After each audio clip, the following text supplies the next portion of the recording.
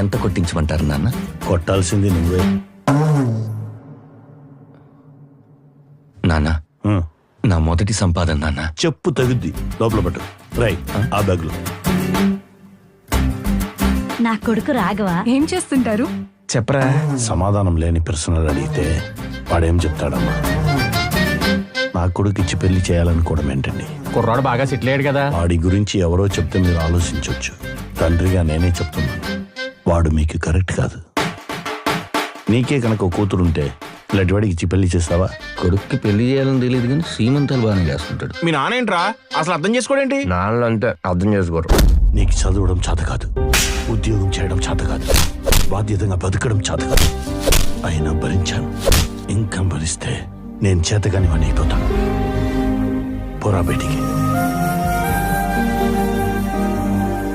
ఆ మాత్రం దానికి ఇంట్లోంచి గెంటేస్తాడా? మా నాన్న మీలాగే ఎందుకు ఆలోచించడం? పోలీసులు వచ్చారు. నేనే రమ్మని చెప్పాను.